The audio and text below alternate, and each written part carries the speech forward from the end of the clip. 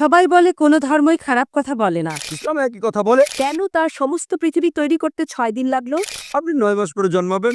এতগুলো মানুষ দোজখে যাবে? তিনি অবাক হচ্ছেন, এতগুলো মানুষ কিভাবে দোজখে যাবে? কোনো ধর্মই খারাপ কথা বলে না, কিন্তু মুসলিমরা কেন অন্য ধর্মের লোকদের ইসলাম গ্রহণ করতে বলে? বোন, আপনি বললেন সব ধর্মে ভালো সব কথা থাকে, কিন্তু মুসলিমরা আমাকে ইসলাম গ্রহণ করতে বলে কেন?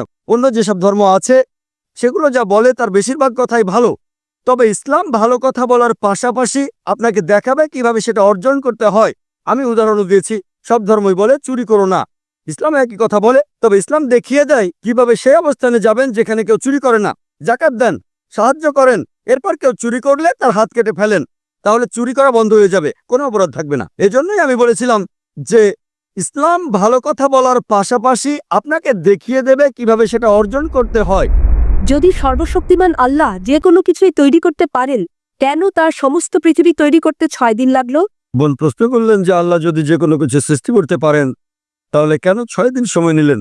বোন, আল্লাহ যদি চাইতেন একদিনে সৃষ্টি করতে পারতেন, তখন আপনি বলতেন যে কেন একদিনে তৈরি করেছেন, 6 দিনে কেন নয়? কারণ আল্লাহ 6 দিনে এটাই বানাতে চেয়েছেন। কোরআন বলে যে আল্লাহ যা ইচ্ছে করেন তাই সৃষ্টি করতে পারেন। অনেক আয়াতে আছে, আল্লাহ বলেন কোরআনে সূরা আলে ইমরান অধ্যায় 3 আয়াত নম্বর 59, إن مثل عيسى عند الله كمثل آدم خلق من تراب ثم قال له كن فيكون। আল্লাহ আদম আলাইহিস সালামকে সৃষ্টি করেছেন যেমন তিনি যীশু খ্রিস্টকে সৃষ্টি করেছেন ধুলো থেকে, তিনি বলেন হও আর তা হয়ে যায়। আল্লাহ যখন কিছু সৃষ্টি করতে চান তিনি বলেন হওয়ার হয়ে যায়, তিনি ইচ্ছে করলেই এটা হয়ে যায়। আল্লাহ যদি ইচ্ছে করেন আপনি 9 মাস পরে জন্মাবেন, তাহলে আপনি 9 মাস পরে জন্ম নেবেন। আল্লাহ যদি চান 1 সেকেন্ডে, তাহলে মাত্র 1 সেকেন্ডেই।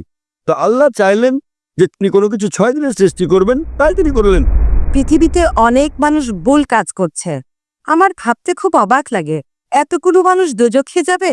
তিনি অবাক হচ্ছেন, এতগুলো মানুষ কিভাবে দোজখে যাবে? আমাদের এই জীবনটা হলো পরীক্ষা। আপনারা যদি ভালো করে দেখেন যে নিচু গ্রেডের পরীক্ষাগুলোতে বেশিরভাগ ছাত্র পাশ করে, তবে উপরের লেভেলে গেলে সেখানে পাশ করাটা কঠিন।